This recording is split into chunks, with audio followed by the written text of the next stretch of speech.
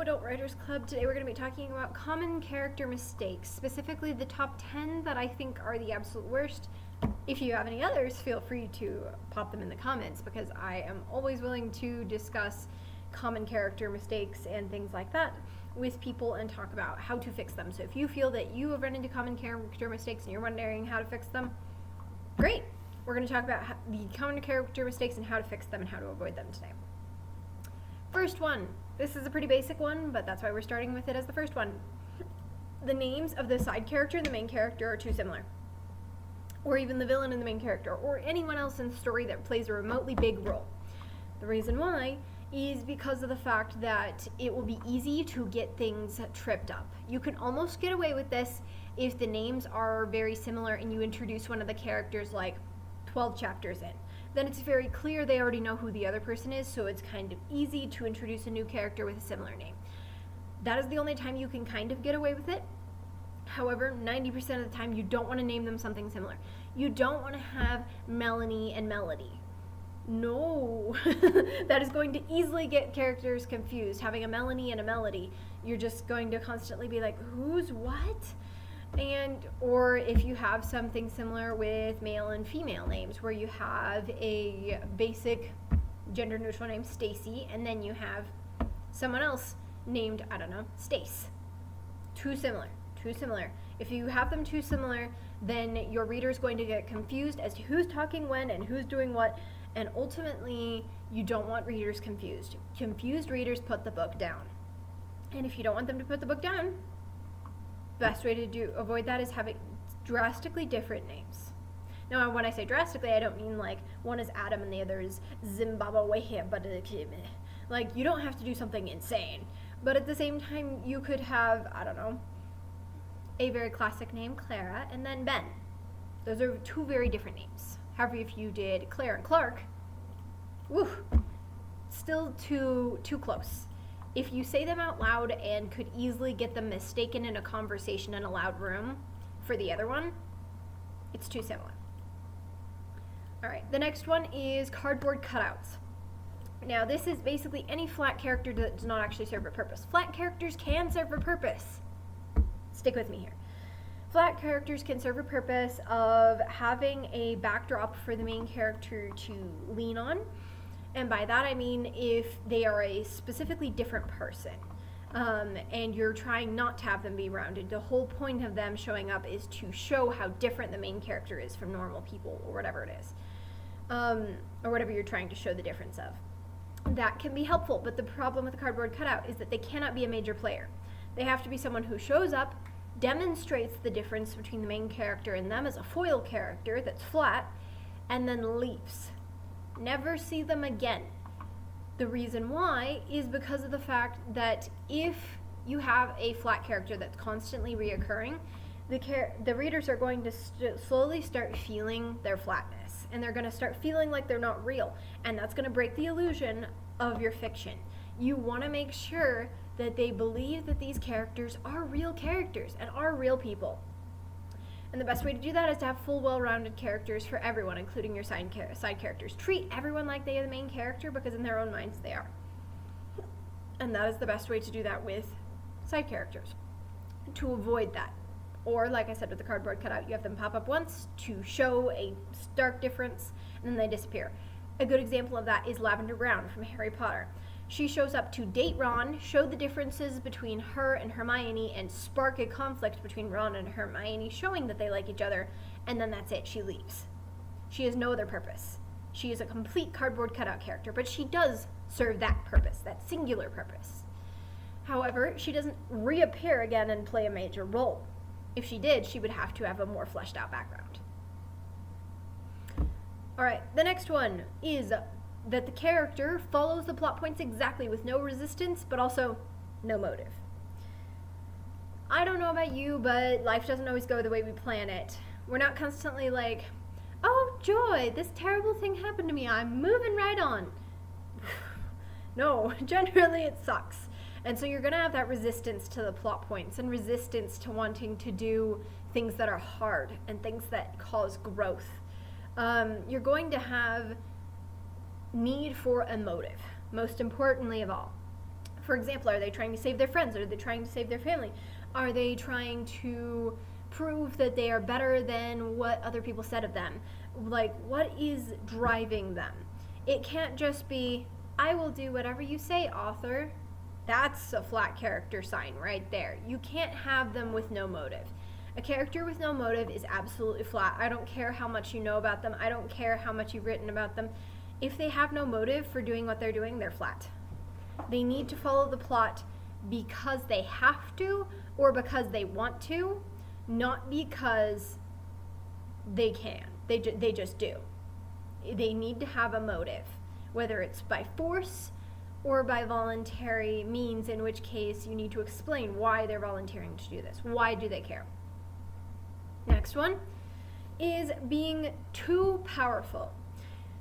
Now, if you take them from the beginning and they're a very beginner person and they slowly grow in their superpowers, that's great. Like, oh my gosh, yes. I always love seeing someone go from 0 to hero. The problem is when they go from 0 to hero in 12 seconds. Now, you guys might say, wait, what about Captain America? You see, the thing with Captain America is he still worked hard for it. He still wanted it. He still did everything that he possibly could to be worthy of taking the serum that helped make him powerful. And sure, he went from 0 to hero in a minute, but he ultimately earned our trust and our love first. So that way when he got that power, we were rooting for him. It felt like he earned the power he was given. You want people to feel like the power was earned and not just given for plot convenience. You want to feel like this power is something that they had to hone, they had to practice at. Even like with Captain America, he had to practice throwing his shield. He had to practice doing all the things that he wasn't used to doing. He had to take time to learn and to grow as a person with those powers. He didn't just immediately be like, oh, yep, I know everything and I'm the best. That is a problem. That is a problem because we don't really connect with characters like that, because none of us feel like we are all powerful. And if you do, what secret witchcraft are you doing? Most of us don't feel like we're all powerful. Most of us feel like we're powerless. And so it's not relatable to have a character with all the powers in the world immediately understanding everything. And especially training montages. Training montages have to be at least a week, if not a couple months, not 10 minutes. Next thing. Making their power or their culture their whole identity. Now, culture is absolutely a part of your identity. Everything that I have grown up with and been raised with, religion and everything else that you guys might have been raised with, whether it's, like I said, religion, a specific ethnic background, race, all of that defines us as a culture, right? And even where we're raised, in America versus a different country, it would be a totally different culture. But that doesn't mean it's our personality. This oftentimes happens nowadays because of the diversity. And as a result, I'm not saying diversity is bad. Diversity is great, and I would encourage you to have a diverse cast of characters. Absolutely, 110,000%. However, you don't want to make it so that the person who is Asian, her only traits are all Asian. Sure, having part of it be part of her culture. Maybe she's Chinese and this is part of her culture and how she grew up and dealing with things like that. Absolutely, but don't make it her whole personality. She is her own person outside of her culture. We're all unique inside our culture. Don't make them a stereotype. And same thing with their powers. Superman ultimately is his powers. And why do we like him? Because of the fact that he makes us feel powerful and makes us feel like, country bumpkin can become all powerful. And that's great. But I think honestly Superman would have been so much better as a character had his powers not been his whole personality. Had he had to work and move through it and feel powerless sometimes too. I feel like that helps. Next one is their flaws aren't real flaws. For example, I'm just too pretty. Have you ever read that in a fan fiction or an actual novel where their flaw is I'm too pretty and everyone's jealous of me, and that's a problem? That's not a flaw, okay? If anything, their flaw might be narcissism, actually, if that's the case. or their flaws can't be that they're too strong. No, their flaw needs to be something realistic, something tangible, something that we can relate to.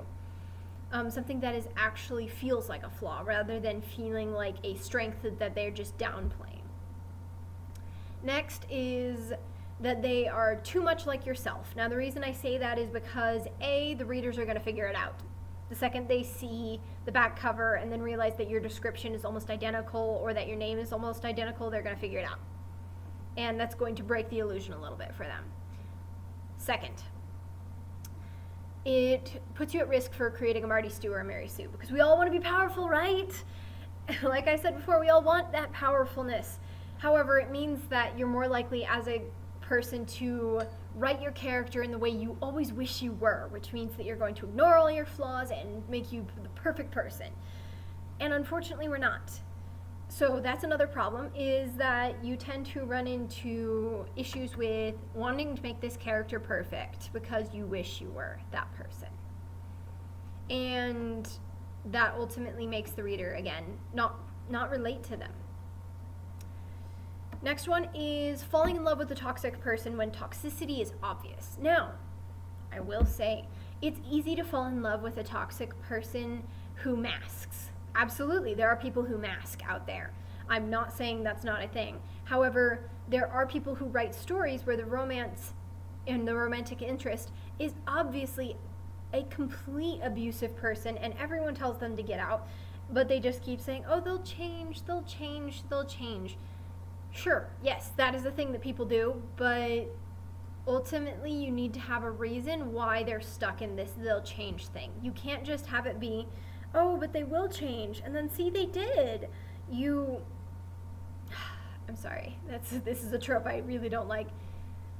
If you're going to write about the cycle of abuse, you got to make sure you do your research and do your homework, because you got to make sure you're doing it realistically in making it so it's obvious that they're either saying they'll change because they're scared to leave them, or saying they'll change because of the fact that they feel like they genuinely will change and that they are being tricked somehow. They're being manipulated. Those are both perfectly sound examples, but if they're not being tricked, manipulated, or they're not being too scared to leave, there's no reason for it. There's absolutely no reason for it. Now, obviously, there might be other reasons, but if so, do your research on those reasons, for sure. All right. Second to last one. This is very similar. They're a total jerk as a main character. Your main character or your side character is a complete and utter jerk, but something in their backstory makes it so you can just excuse all their behavior and don't let them grow. They can just stay a jerk. No. I don't care how much trauma you've been through, there's no excuse for being a total jerk to everyone. Sure, to some people, yeah, absolutely. And I can understand people pressing your buttons and being a jerk to some people that don't understand you or things like that. Yeah, we get angry, but not to everyone. Not being a complete jerk to everyone, and then something in their backstory excuses all their behavior. No. We need to still have them grow. They can't just use that as an excuse forever. We want to see them grow and become a better person. Last thing. The classic, women are overly emotional and dramatic, and men are distant and have no feelings. Both of which for no reason. Women can be overly emotional, yes, but there's generally a reason. Women can be dramatic, but yes, there's generally a reason. Men can be distant and act like they have no feelings, but there's generally a reason. It is one of my pet peeves when people write women and men like this and they have no reason for it. There's no point in it. They just are that way because they want them to be that way as a writer, and it's simpler that way. Write them as a whole person, and a whole person will be overly dramatic and overly emotional sometimes, and men may be distant and act like they have no feelings sometimes, but that doesn't mean that's their whole personality. Make them a whole, complete character, and make that be something that they do, maybe, but have a reason for it. For example, the guy, maybe he's been burned by one too many women, and so he refuses to love another woman. He's like, this is ridiculous. And maybe the woman is overly emotional and dramatic because she feels like that's how she has to be heard, because she's tired of being stepped on. these are all reasons that make us go, yeah, we relate to that, instead of just being like, ugh, how cliche.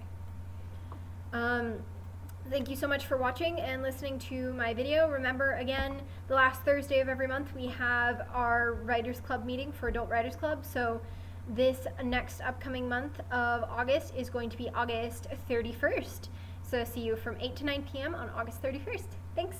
Bye.